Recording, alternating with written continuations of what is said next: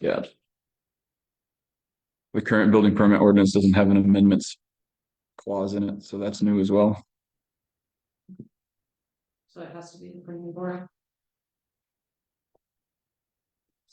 Amendments, hold on.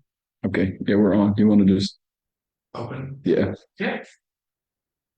Good afternoon. We'll call this a public hearing for the building permit ordinance to order at 12:33 p.m.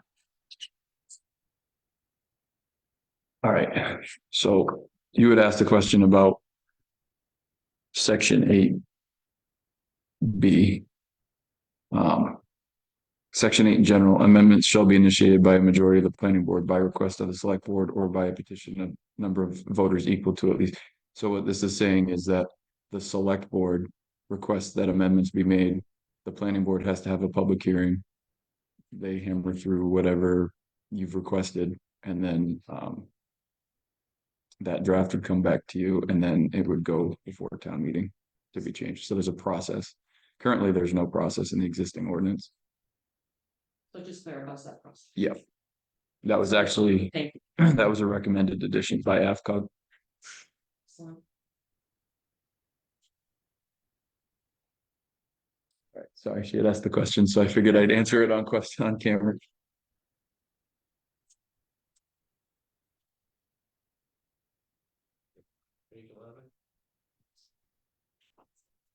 So the changes that the board recommended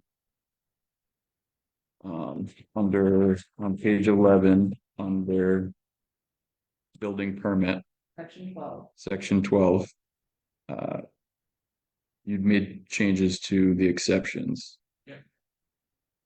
So previously, the only exception was any ordinary repair and maintenance, or when renovations total a fair market value of $5,000 or less, and an expansion of footprint is not involved. The select board discussed this and recommended changing that to $15,000. So as long as the expansion of the footprint is not being changed, ordinary repairs and maintenance of $15,000 or less don't require a building permit if this were to pass. As well as, because there was some confusion on temporary structures, a building permit is not required when a temporary accessory structure is erected or placed on a parcel for less than 6 months over a rolling 12-month period. And then 12C was added. This exception says when erecting, placing, or building a one-floor accessory structure with less than 80 square feet of floor space. So for those that are going to ask, what is an accessory structure?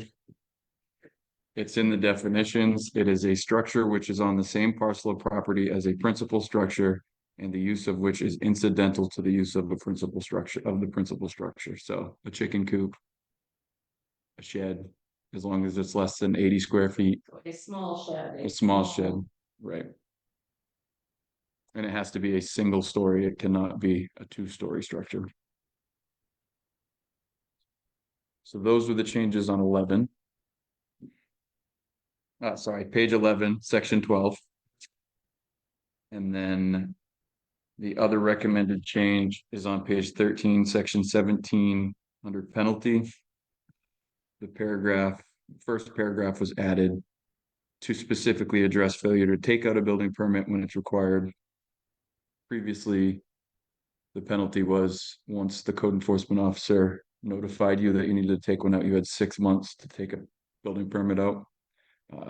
I believe the intent of that was originally, if there's a deficiency that needs to be fixed, it could take up to 6 months to fix.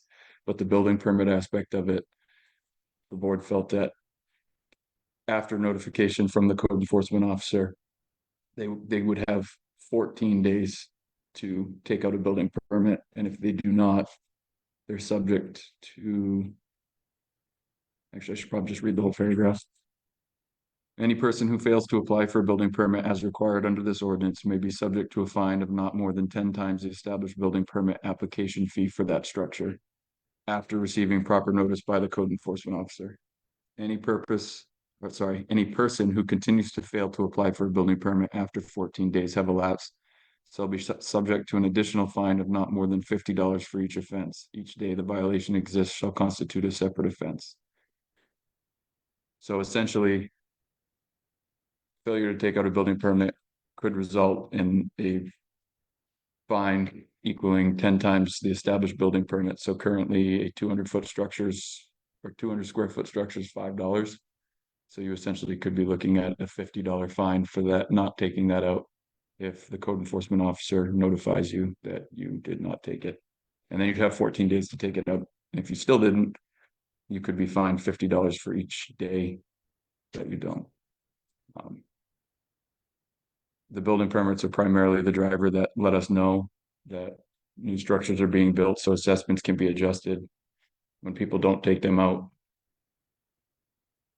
As they collectively add up, the rest of the taxpayers end up paying more than their fair share of the assessment. So it's just to keep everything clean, especially considering we just invested $150 into $150,000 into a revaluation of the town. We want to keep it current and up to date.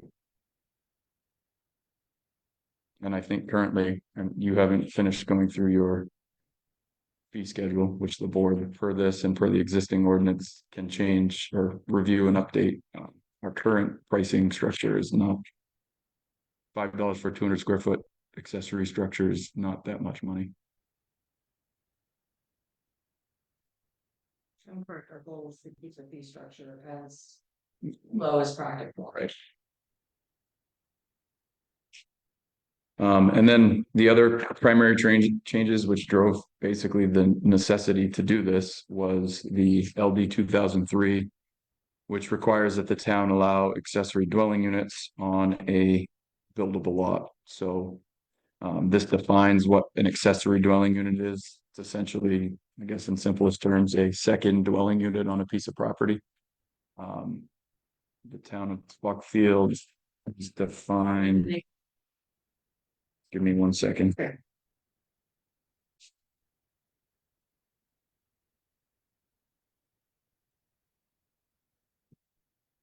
Right here. All right, so on page 9, it's under section 11, land use standards. So it's 11B. It outlines the requirements for an accessory dwelling unit. But under home rule authority, the town can set maximum sizes for accessory dwelling units. So under this ordinance, under BB, the accessory dwelling unit must be at least 190 square feet in size unless the Technical Building Code and Standards Board pursuant to 10 MSRS subsection 9722 as may be amended adopts a different minimum standard. If so, that standard applies. Other size limitations apply if located within a subdivision. An accessory dwelling unit can be no greater than 750 square feet. So that ADU or accessory dwelling unit couldn't be any larger than 750 square feet, according to our ordinance. Some towns allow bigger ones, sometimes towns allow smaller ones. But 750 seemed to be the average when we were rating this, so that's what we used. Primarily, I think a lot of mobile homes are a little bit larger than 750 square feet, and I don't think the intent is to have a bunch of mobile homes added to people's properties and turn the town into a very large trailer park. So the 750 seemed like it was a tiny home, basically. Yeah. Which is still a pretty big tiny home.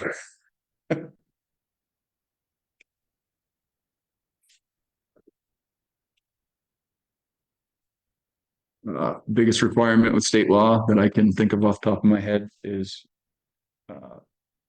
water and sewer. There are requirements in state law that if you do build an ADU, it has to have adequate water and it has to have adequate sewer. So a off the grid dwelling unit wouldn't be considered an ADU for this ordinance or for the law. That would essentially be if it was a second structure, it would be considered a second principal structure. On the property, like a barn.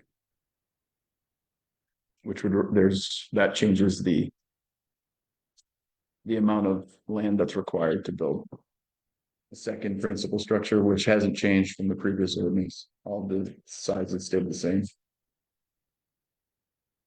So primary structure requires 40,000 square feet. That's currently the same today.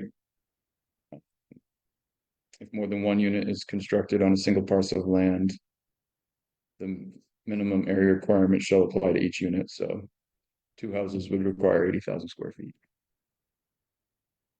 So nothing's really changing with that. It's just the language of adding in the ability to build those ADUs.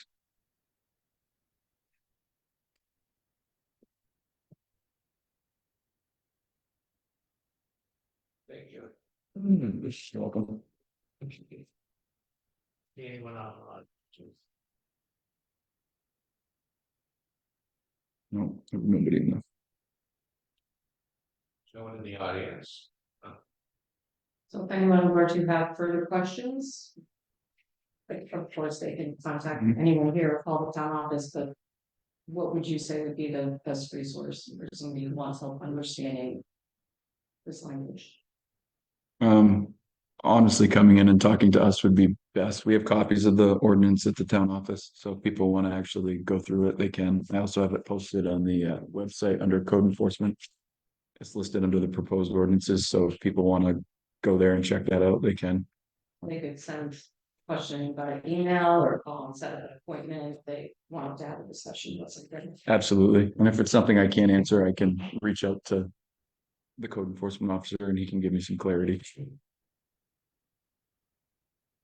Thank you. No worries. Thank you. Are there any other questions? No? Then we'll call this meeting. I make motion that we adjourn. Second. All in favor? Thank you very much. Have a good weekend. Done.